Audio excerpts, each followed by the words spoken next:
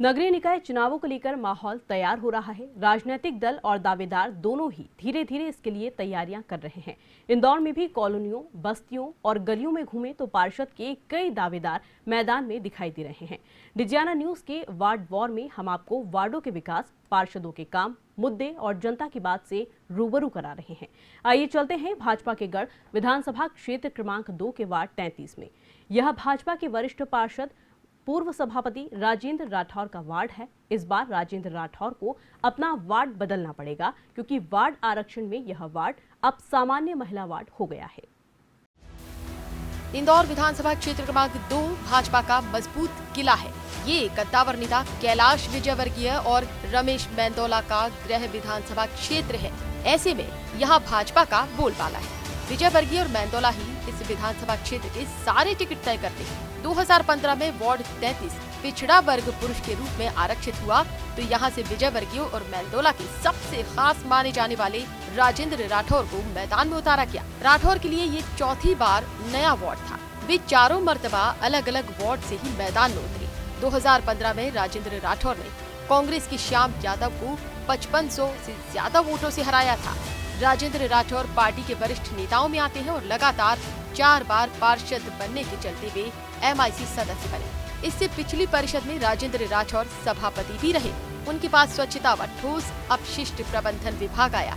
क्षेत्र के ही वरिष्ठ नेता चंदू शिंदे पूर्व में यहाँ से पार्षद रहे हैं। बहरहाल इस वार्ड में 34 से ज्यादा कॉलोनियां, क्षेत्र और बस्तियां हैं, जबकि 18,500 से ज्यादा मतदाता हैं। इनमें महिला वोटरों की संख्या 9,000 से ज्यादा है, जबकि पुरुष मतदाताओं की संख्या 9,500 से ज्यादा है। बता दें कि पिछली बार मतदाताओं की संख्या 16,000 थी। वार्ड मिश्रित क्षेत्र वाला है, यानी यहाँ गरीब बस्ती, मध्यम वर्गीय कॉलोनियों के साथ ही पॉश टाउनशिप भी है। वैसे तो नगर निगम का चुनाव छोटा माना जाता है, लेकिन इसमें भी राजनीतिक पार्टियां सामाजिक समीकरणों पर ध्यान जरूर देती है। वार्ड 33 के वोटर्स की अगर हम बात करें तो इसमें ब्राह्मण, क्षेत्रीय और महाराष्ट्रियन वोटर काफी संख्या में हैं। इन वर्गों का समर्थन जिसे भी मिलता है, जीत उसी के खाते में जाती है। इसके अलावा कोष्ठी समाज और पिछड़ा वर्ग के भी काफी मतदाता हैं। वार्ड क्रमांक 33 में सबसे ज्यादा करीब 5,500 ब्राह्मण वोटर हैं। इसके बाद महाराष्ट्रियन और क्षेत्रीय वोटरों की संख्या भी 3 से 4,000 है। इसी तरह ही कोष्ठी समाज के भी काफी वोटर्स इस वार्ड में हैं। शेष मतदाताओं में यादव, सेन, वैश्य, कायस्थ समाज के साथ ही पिछड़ा वर्ग के वोटर भी शामिल हैं। प्रत्याशी इन्हीं वर्गों को साधने की कोशिश करता है। यहाँ की आबादी 40,000 से ज्यादा है, लेकिन वोटरों की संख्या 18,500 से ज्यादा है। यहाँ कुल 20 बूथ है। यहाँ बता दें कि ये वार्ड पिछली बार पिछड़ा वर्ग पुरुष था, लेकिन इस बार की प्रक्रिया में ये वार्ड सामान्य महिला आया है। ऐसे में यहाँ से भाजपा और कांग्रेस की कई महिला नेत्रियां दावेदारी कर रही हैं और लगभग सभी इस वार्ड में सक्रिय नेताओं की पत्नियां हैं। आइए चलते हैं वार्ड 33 में और जानते हैं कि आखिर इस वार्ड में कौन कौन से मुद्दे हैं जो इस बार चुनाव में नजर आएंगे। वार्ड 33 का सबसे बड़ा मुद्दा नर्मदा जल का है। इस क्षेत्र के आधे हिस्से में नर्मदा का पानी आता है और जबकि शेष वार्ड में नर्मदा की लाइन अभी डाली ही जा रही है। इसके अलावा कई छोटी कॉलोनियां अभी तक अवैध है और लोग इसकी वैधता की मांग भी कर रहे हैं। साथ ही साथ लोक परिवहन के साधनों का भी अभाव यहाँ मुद्दा बना हुआ है।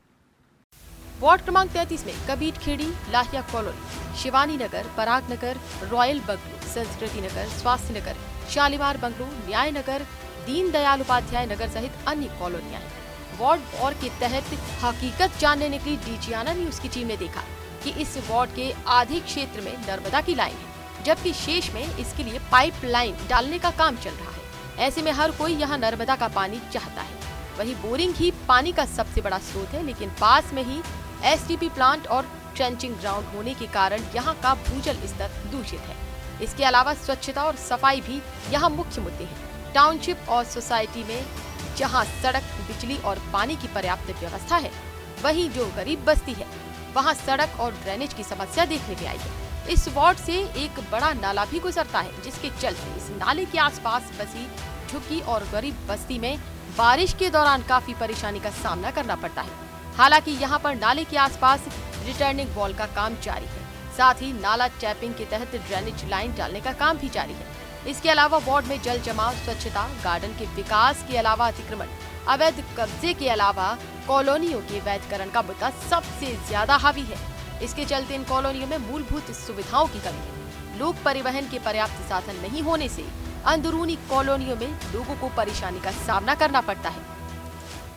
अब वार्डवार में आगे बढ़ते हैं और बात करते हैं वार्ड के पूर्व पार्षद राजेंद्र राठौर की। राठौर ने 2015 में हुए चुनावों में कांग्रेस के श्याम यादव को 5500 से ज्यादा वोटों से हराया था। ये वार्ड राठौर के लिए नया वार्ड था, लेकिन पुराने वार्डों में विकास कार्यों की लंबी फहरिस्त होने के चलते यहां की जनता ने राठौर को बड़ी जीत दिलाकर स्थानीय सरकार के लिए चुना।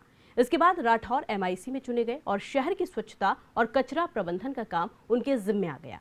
शहर भर को स्वच्छ रखने, कचरा प्रबंधन के लिए शुरुआत राठौर ने ही की। डोर टू डोर कचरा कलेक्शन, शहर को बड़े डस्टबिन से छुटकारा और कचरे की प्रोसेसिंग की शुरुआत उन्हीं की सोच का नतीजा था। उन्हीं के पद संभालते ही इंदौर में स्वच्छता को लेकर गंभीरता पूर्वक काम शुरू हुए और PM नरेंद्र मोदी के स्वच्छ भारत अभियान का नेतृत्व करने के लिए तैयार हुआ। यहीं से इंदौर के देश के सबसे स्वच्छ शहर की संकल्पना की शुरुआत हुई। डिजियाना न्यूज की टीम ने राजेंद्र राठौर से उनके कार्यकाल को लेकर खास बातचीत की। वार्डवार में आज डिजियाना न्यूज़ की टीम पहुंची है वार्ड क्रमांक 33 में, जहां से MIC सदस्य राजेंद्र राठौर पार्षद रहे हैं और बीते 5 सालों में उनका रिपोर्ट कार्ड कैसा रहा, उनकी क्या उपलब्धियां रहीं, साथ ही अपने 5 साल के कार्यों में 5 साल के कार्यकाल में वो किन कामों को नहीं कर पाए, इसके बारे में हमारे साथ में बात करने के लिए खुद मौजूद है राजेंद्र राठौर। हम उन्हीं से बात करेंगे। सर, बहुत बहुत स्वागत है आपका। बीते 5 सालों का जो कार्यकाल रहा है वो कैसा रहा है, आपने क्या उपलब्धियाँ आपके नाम इस दौरान जुड़ी हैं?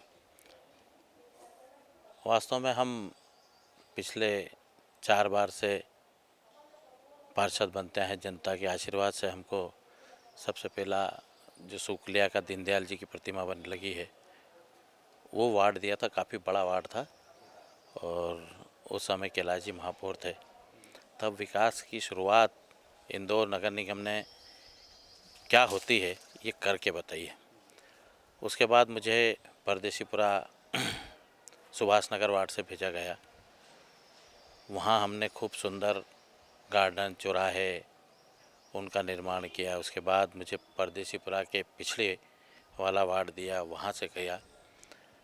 अभी मुझे कबीरखेड़ी, लाहिया कॉलोनी और सुकलिया का वार्ड 33 में मुझे भेजा गया था पिछले 5 साल पूर्व कैलाश जी और रमेश जी ने कि इस वार्ड में ये कई साल पहले विधानसभा 5 में हुआ करता था। फिर परिसीमन के बाद जब विधानसभा 2 में आया तब से यहाँ की हालत बड़ी दयनीय थी, क्योंकि लाहिया कॉलोनी एक बहुत बड़ी गरीब बस्ती है। शारदा नगर, संस्कृति नगर, ये ऐसी गरीब बस्ती है कि जहाँ पर मजदूर सुबह काम पे जाता है, शाम को आता है। यहाँ पर ना तो रोज़गार की व्यवस्था थी, सड़कें थी नहीं, ड्रेनेज नहीं था, पानी नहीं था, बहुत सारी स्कूल नहीं थे, बहुत सारी जो है समस्या थी। तो समस्याओं के, इस वार्ड की समस्याओं के निराकरण के लिए मुझे भेजा। जनता ने खूब आशीर्वाद दिया और खूब 8-10 हज़ार वोटों से जिताया भी यहाँ पर।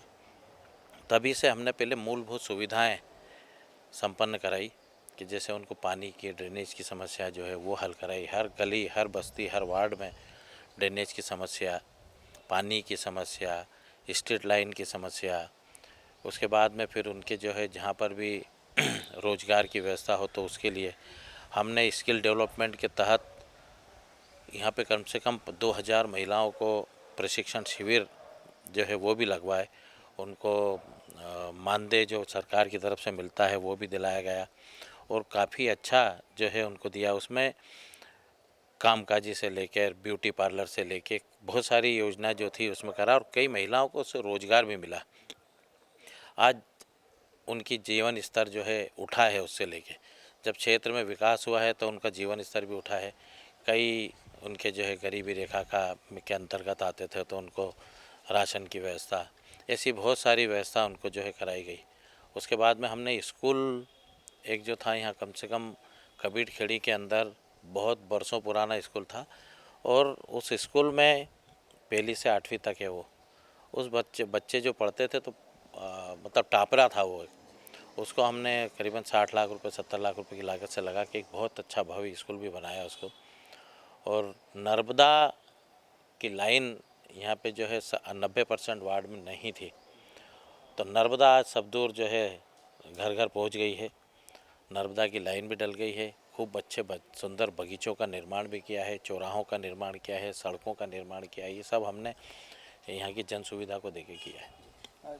जो वार्ड आपके, चूँकि आपने कहा कि 4 बार से आप पार्षद हैं लगातार और अलग अलग वार्ड में आप जा रहे हैं, काफ़ी मुश्किल होता है एक उम्मीदवार के लिए कि नए लोगों के साथ में नए वार्ड में काम करना।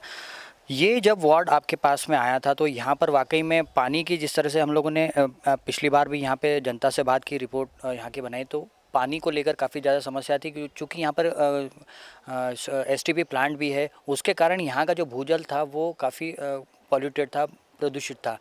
ऐसे में नर्मदा की ये जो उपलब्धि है, ये सबसे बड़ी इस क्षेत्र की उपलब्धि कही जाएगी। ये बहुत बड़ी उपलब्धि है क्योंकि वास्तव में पानी की बहुत समस्या थी। हमने विधायक निधि के माध्यम से बहुत सारे ट्यूबवेल भी कराए और ट्यूबवेलों के माध्यम से उनको जो है पानी दिया जाता था। पहले उनको प्राइवेट लोग थे जिन्होंने कॉलोनी काटी, वो 250-300 रुपये महीना लेते थे।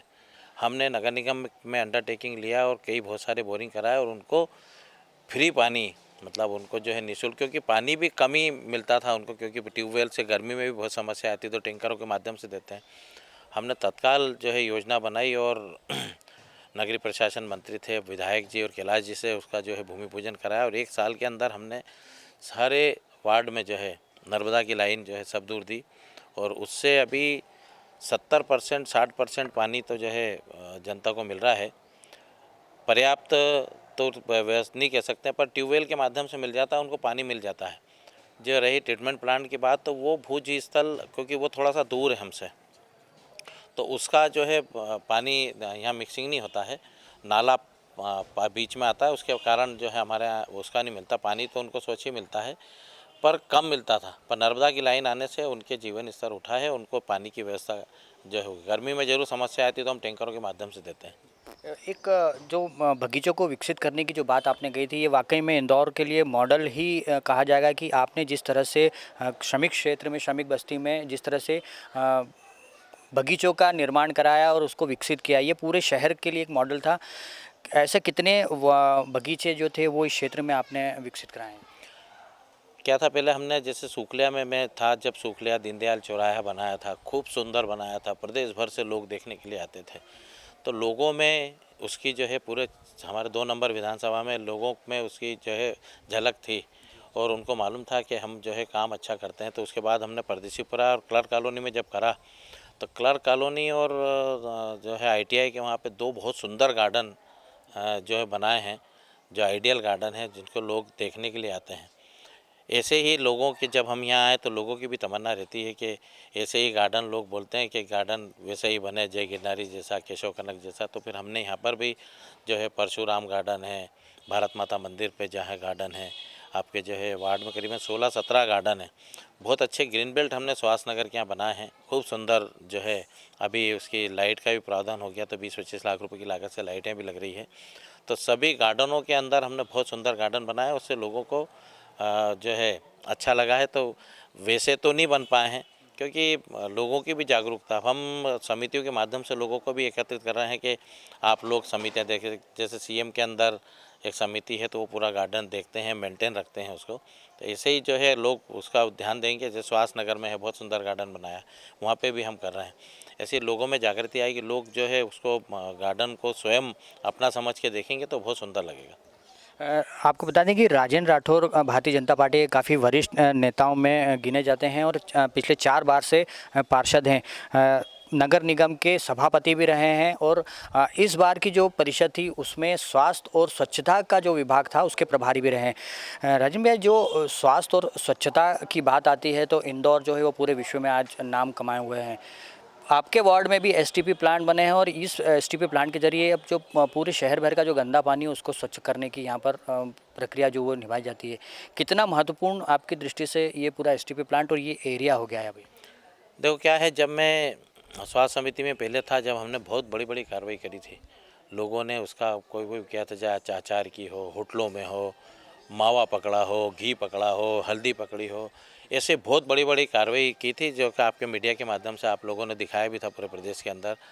तो ऐसे ही हमने जब स्वच्छता को लेके फिर जब अभी नई परिषद बनी और उसमें मुझे फिर स्वच्छता का काम दिया गया, तो हमने योजना बनाई थी उसमें कि डोर टू डोर कलेक्शन का, कि हर घर से जो है कचरा लिया जाए, पेटियां मुक्त हो, शहर जो है स्वच्छता के प्रति वो, क्योंकि बजट भी कम रहता था और उसके बाद में प्रधानमंत्री जी की अनुकरणीय योजना थी ये कि स्वच्छ भारत स्वच्छ मिशन के नाम से, तो हमने फिर उसी पे काम किया और आज पूरा शहर जो है पूरे, जहाँ इतना गंदा लोग बोलते थे इस शहर को, आज वही शहर जो है पूरे वर्ल्ड में जो है पूरे उसमें देश में 1 नंबर पे पिछले 4 बार से आ रहा है।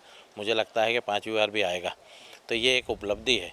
रहा ट्रीटमेंट प्लांट का, जो गंदा पानी नालों से निकलता है, तो हमने नालों की भी बहुत सफाई करी है उस समय से। पर अब जो है छोटे छोटे, हमने जब ये कहा था कि ट्रीटमेंट प्लांट अगर छोटो उस पर लगेंगे तो नालों के अंदर स्वच्छ पानी बहेगा। अतिक्रमण भी काफ़ी थे, लोग नहीं कर पाते थे, पर अब जिस प्रकार से ट्रीटमेंट प्लांट जो है उस पर प्लांट लग रहे हैं और उससे जो नालों में शुद्ध पानी होगा, उससे बहुत अच्छा जो है संदेश भी जाएगा और लोगों में जागृति भी आएगी। तो ये बहुत अच्छा काम भी इस नगर निगम ने किया है और जनता के हित में है काम।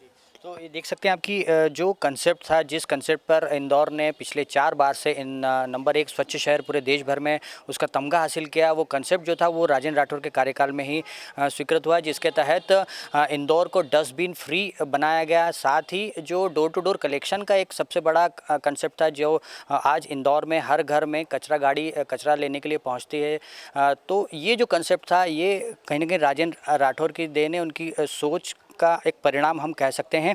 राजेंद्र जी, 5 साल के कार्यकाल में कुछ ऐसे भी काम होंगे जिसको आप करना चाहते थे, लेकिन चूंकि कार्यकाल समाप्त हुआ, ऐसे में आपका वो काम रह गया। ऐसे कौन कौन से काम हैं जो करना चाहते थे आप? एक तो जो है एक सबसे बड़ा एक लोगों की, क्योंकि जो गरीब बस्ती है इसमें मुझे चाहता था कि एक अच्छा अस्पताल जो है प्राथमिक उपचार के लिए जो है वो हो, तो उसकी कमी रह गई है। धीरे से हम प्रयास करेंगे कि विधायक जी ने भी कहा कि जहाँ बस्तियाँ हैं ऐसी, उसमें प्राथमिक उपचार के लिए कोई अच्छा हॉस्पिटल का निर्माण हो। स्कूल तो हमने बना दिए, काफ़ी अच्छे बड़े बड़े स्कूल भी बना दिए, निर्माण किया है।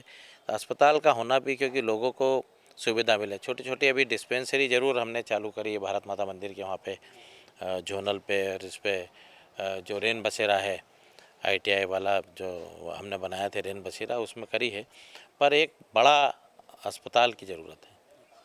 इसके अलावा हम ये भी जानना चाहेंगे, क्योंकि अब परिसीमन हुआ है, वार्ड का आरक्षण हुआ है, उसमें अब ये जो वार्ड है वो भी आपको छोड़ना पड़ेगा। सामान्य महिला वार्ड ये आरक्षित हुआ है।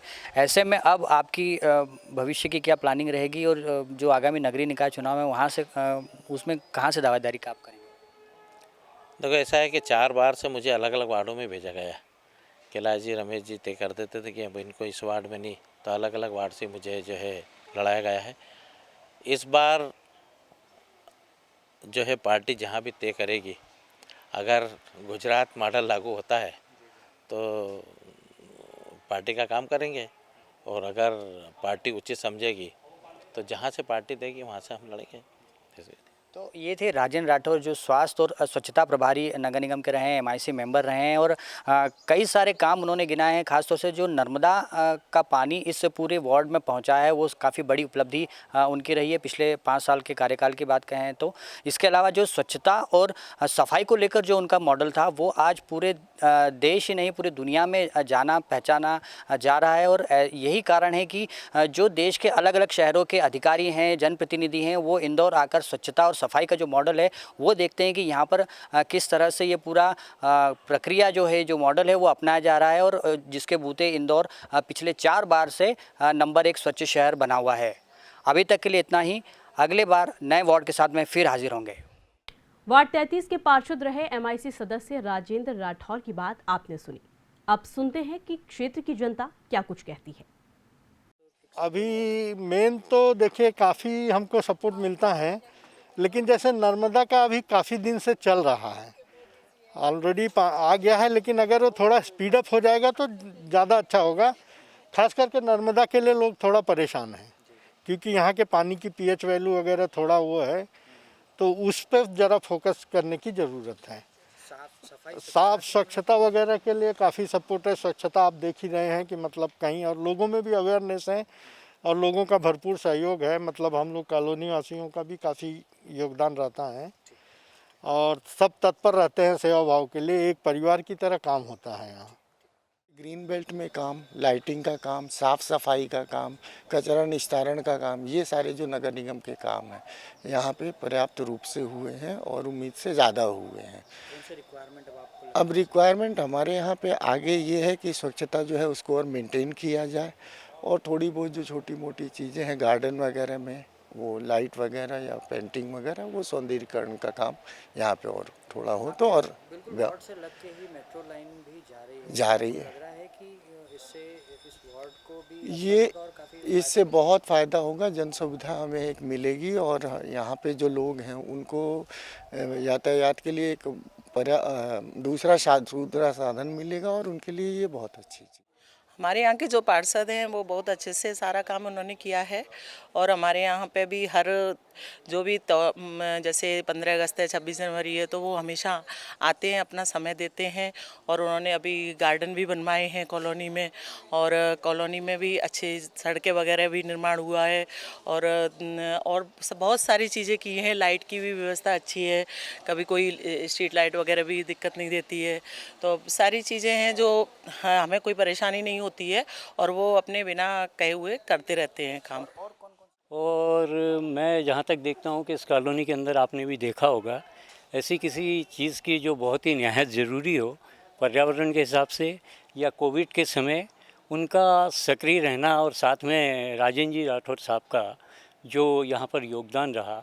सिर्फ एक चीज़ की जो कमी है, एक नर्मदा लाइन की, उसमें भी उन्होंने काफ़ी प्रयास किया, लेकिन प्रेशर कम होने के कारण वो अब बदल रहे हैं स्थान, और निकट भविष्य में बहुत जल्दी ही उन्होंने आके हमें ये बताया कि नर्मदा लाइन भी इस कॉलोनी में बाहर तक आ गई है और आ जाएगी।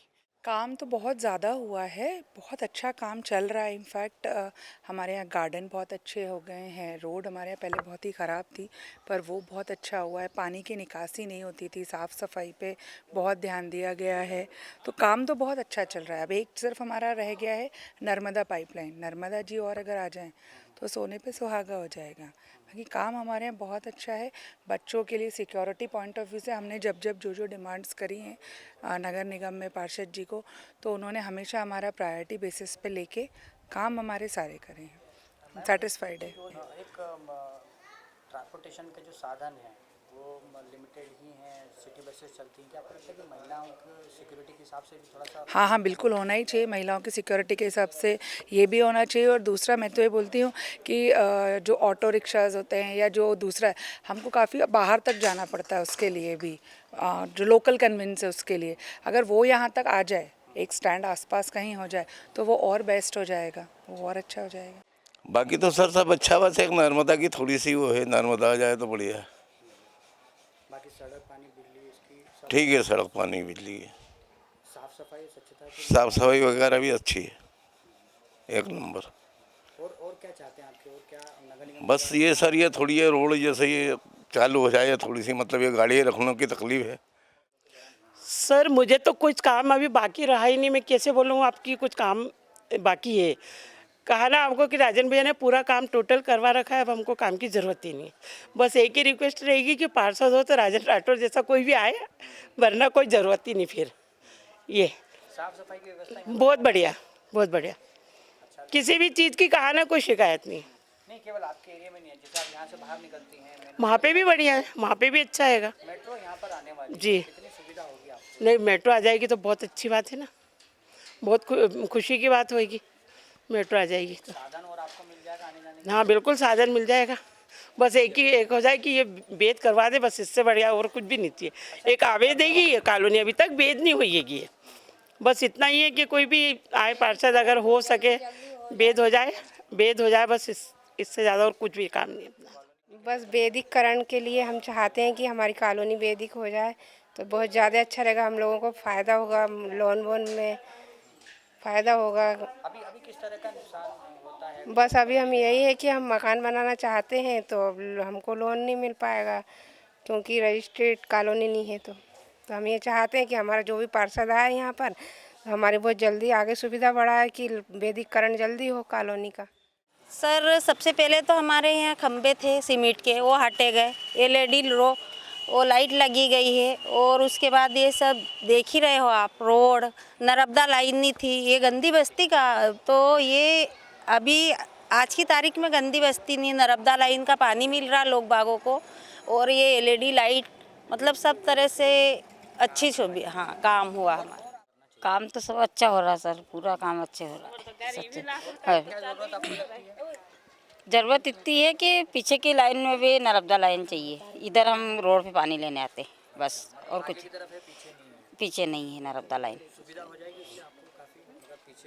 हाँ, हमारे उधर की चाल में आ जाए तो इधर है, उधर नहीं है। और साफ सफाई का नहीं, सब बढ़िया है सर, आती है मतलब काम वाली, रोजीन आती है, घर घर का आती है, गाड़ी भी रोजीन आती है, कचरे वाली भी आती है। देखो, पहली समस्या तो ये है कि यहाँ चौराहे पर एक पुलिस चौकी होना चाहिए। खास बात तो ये गंदे कॉलोनी में आता है, गंदे कॉलोनी के हिसाब से यहाँ का माहौल थोड़ा ऐसा है।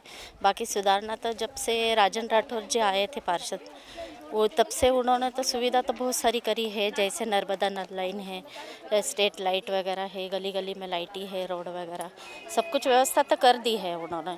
परंतु यहाँ का माहौल जो बिगाड़ रखा है, माहौल के लिए है एक सुरक्षा बहुत ज़्यादा, आए दिन लड़ाई झगड़े, तो उसके लिए बस सभी कॉलोनी वासियों का यही है कि एक पुलिस चौकी होना बहुत ज़रूरी है। खाना बनाने जाती है ना, यहाँ पे ज़्यादातर लहिया की कॉलोनी की महिला आती और ज़्यादातर सब खाने ही बनाने का काम करती है। तो जो हमने खाना बनाना भाई साहब ने सिखवाया था सेंटर में, तो वो खाने का उपयोग करी तो उनका पैसा बढ़ रहा है ना उस घरों में। अब पहले रोटी सब्जी चावल यही बनाना, अब उसमें हमने मांचूरियन नूडल्स अलग से जो मशीनें चलाने का बताया था मैडम ने, तो वो मशीनें चलाना कि घर की सफाई कैसे करते हैं, वो अपना ओवन कैसे चलाते हैं, माइक्रो ओवन कैसे चलाते हैं, ये सिखाया था। तो वही महिलाएं जो लहिया की अब जा रही हैं दूसरी जगह काम करने, तो वो उसको काम कर रही हैं, तो ज़्यादा उनको पैसे मिल रहे हैं वहाँ पर, ये फ़ायदा हुआ उनको। आरक्षण की प्रक्रिया के बाद वार्ड 33 की सूरत पूरी तरह से बदल गई है। पिछली बार यह वार्ड पिछड़ा वर्ग पुरुष था, लेकिन इस बार यह सामान्य महिला वार्ड हो चुका है। ऐसे में दावेदार और प्रत्याशी को लेकर समीकरण उलझ से गए हैं। कई महिला नेत्रियां अपने दावेदार के रूप में सामने आ चुकी है। इसमें भाजपा की ओर से डॉक्टर श्रद्धा दुबे, आरती खंडेलवाल, विनीता कपिल पाठक मुख्य हैं, जबकि कांग्रेस की ओर से रिंकी भोला चौधरी, अंजू सेन सहित अन्य दावेदारी जता रही हैं।